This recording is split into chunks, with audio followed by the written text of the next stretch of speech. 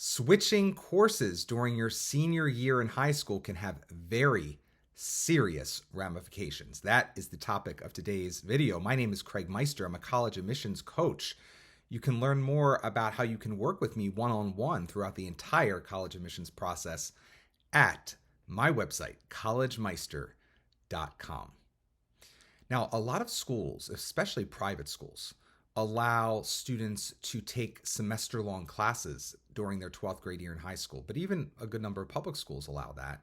And depending on the school, whether it be public, private, or parochial, a school may have policies that allow you to actually change your schedule well after the start of 12th grade year, whether it be for the first quarter or semester or the second semester, including the third and fourth quarter. Every high school has different policies and rules and regulations around switching courses during the course of a year and what that would look like on your transcript, and also what courses are available and how much time you have during what is known as sometimes a drop add period. And I really want to talk about this today because many students don't connect the dots in their mind between the actions they are taking in school after they apply to college in particular, and the fact that they have applied to college as one thing, and the colleges are expecting that one thing to be what they receive in the event that they ultimately accept and matriculate you. So many students forget that on the Common Application and other applications, when they're filling it out anywhere between August, let's say, and December of their 12th grade year, they are asked on the application, what are your 12th grade courses? And name them, give the official names of them. Usually this is on every application. This is so that colleges know what type of rigor you are pursuing during your 12th grade year and what course names they're going to be waiting to receive grades about later on in the process, whether it be during the first quarter, first semester, or at the end of the year when they ultimately get your final transcript from graduation. But many students forget this, and so they fill out, let's say, the Common Application anywhere as early, like I said, from as August of their 12th grade year before school even starts. They have a plan. These are the 5 academic classes I'm going to take. These are the couple elective classes, whatever I'm going to take. And then they never think about it again. And then they get to their 12th grade year and they realize second week of the year or third week of the year, oh my gosh, I hate this class. I can't stand this teacher, or it conflicts with a sport or something, the second period class or last period class on Monday, whatever it might be. And they switch the class. And they don't notify the college or colleges that they've applied to. That is a big no-no. It's basically like ordering something from Amazon and you wanted, let's say, a red sweater, and they get the order and then go to lunch, and then they come back and they're like, she ordered a sweater, but I don't remember the color. I'll just put a blue sweater in there and ship it to her. Well, if you got a blue sweater from Amazon or whatever vendor you're using on Amazon, and you ordered a red sweater, you would return it unless you really fell in love with how you looked in that red sweater. But in most cases, you wanted a red sweater for a reason, right? And so you would return it. The same is true with colleges. In the event you say you're taking these 5 AP classes during your 12th grade year, and you've applied under that assumption, the colleges are assuming that you're telling the truth, and then they receive your first quarter grades or your first semester grades or your final grades. That's where it's the scariest and hairiest. And all of a sudden, the courses they were expecting to receive grades from are not all on there. That can be a tragedy, frankly, for you, especially in the event you switched out of a rigorous class for a less rigorous class. So here's the rules of the road. Don't switch lanes without putting on your blinkers. That's sort of the rules of the literal road. Like literally when you are learning how to drive in driver's ed, you can't switch lanes or make a turn without putting on your blinker. That's what they teach you. Now, some people do it. It's not right morally, or in most cases, it's usually against the law. But people do it all the time, and they're not considerate people, and they often will get in accidents or also annoy people at the very least. Well, that's exactly what you're going to do if you end up switching your schedule around. Doesn't matter if you're just switching 2 classes and they're exact same names, it's just different times of day. If literally the transcript is going to have the same course names on it, that's one thing. But I'm talking about when you actually are switching out of AP Spanish and now you're going to be taking Latin 1, or you were scheduled based off what you reported on your college application to be taking Calc BC. But then all of a sudden they get a transcript with AP Statistics or, God forbid, Personal Finance. So this is a situation where you need to be a proactive, considerate party. Just like if you were driving a car, you would put on your blinkers before you're trying to merge right or merge left, right? You're going to do the same thing with colleges if you plan to switch courses. You're going to after applying to college, you're going to proactively notify the colleges of your plans. And in some cases, you're going to specifically state, is this okay with you? The most notable times in which I would say, is this okay if I make this switch, is let's say you've applied in September or October, rolling early decision, early action, and something has happened in your life where you now have to switch classes at some point between, let's say, October and the end of the semester, or let's say December or January. You would need to proactively reach out immediately and say, I'm considering doing this to the colleges you've already applied to. Please be aware of it if you have not yet received a decision. If you have already received a decision, at that point, I would simply say, if you have the choice whether or not to stay or not, to ask the college to say, will this in any way impact my admissions decision if I make this switch, or is this okay with you? Depending on the exact situation, the wording will change slightly. But let's say you've already got into your ED choice and it's an Ivy League school, and then you want to make a switch for second semester. In that situation, I would absolutely proactively email them and say, I am considering making a switch from this course to this course, and then explain why. Maybe your interests have changed, and maybe other courses are semester long at your school, and so you haven't even started the course that you were thinking of switching out of. And now you would like to just clear with them, the fact that you're taking a new second semester class as opposed to another class that you had proactively said that you were going to be taking based off of your initial common application. In that situation, you want to get their clearance. But you don't ever really want to have to ask, well, I'm taking AP Calc. I said I was taking it for the year, BC especially, but even if it's AB. And, I'm planning on now taking regular Calc, or I'm planning now on taking AP Stat.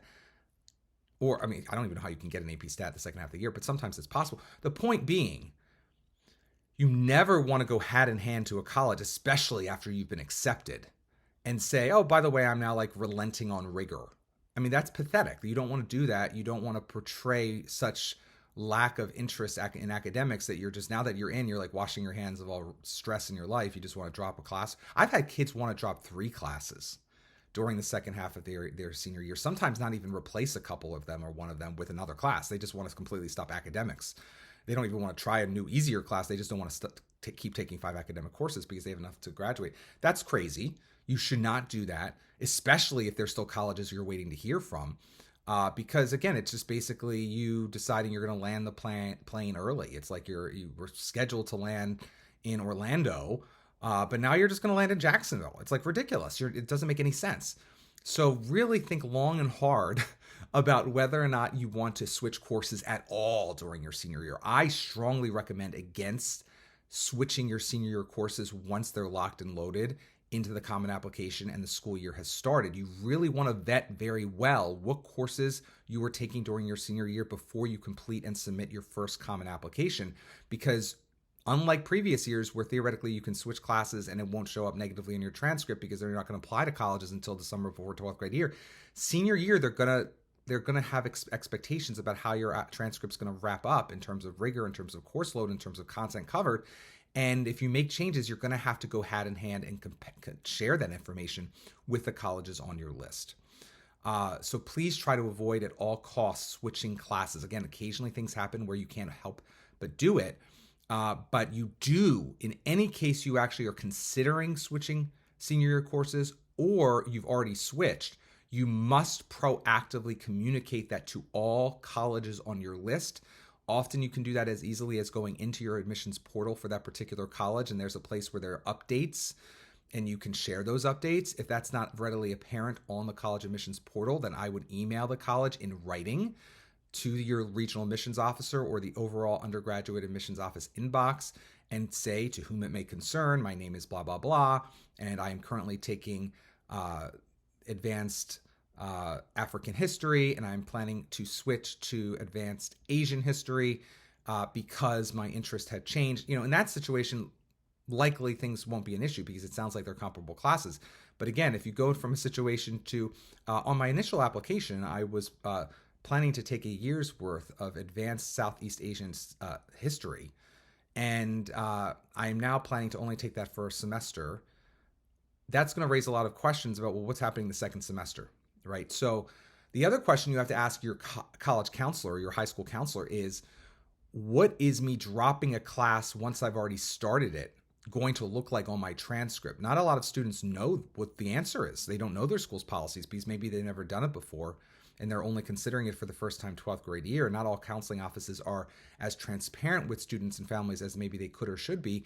But at some schools, if you drop a particular class after a certain date, it will show up on the transcript as a W or a withdrawal. Some schools show it as just a W. Other schools show it as a WP, like a withdrawal pass, or WF if you're failing the class, a withdrawal fail. Other schools have other weird markings. And so you don't want to have any weird markings on your transcript that you're not aware of what they're going to be. Because again, your 12th grade final transcript will be sent to at least one school, the school you've deposited at. If you're waitlisted at some schools, theoretically, it could be sent to multiple schools. So it's very important that you're aware of the implications of any particular course change after you've submitted your first application during your senior year, because it could reverberate back on you in ways that are not pretty. And I have seen situations where students have not been transparent with colleges, have not been proactive with colleges, and the colleges get angry. Or the college, not the colleges themselves, obviously they're inanimate objects, but the people in the admissions office can get a little angry and miffed if they feel like they were sold a bill of goods and they didn't get what they paid for. They didn't get what they were expecting. And it can just leave a really bad taste in the mouth of the admissions officer. Do they literally have the right to pull an offer of admission? Yes, they do.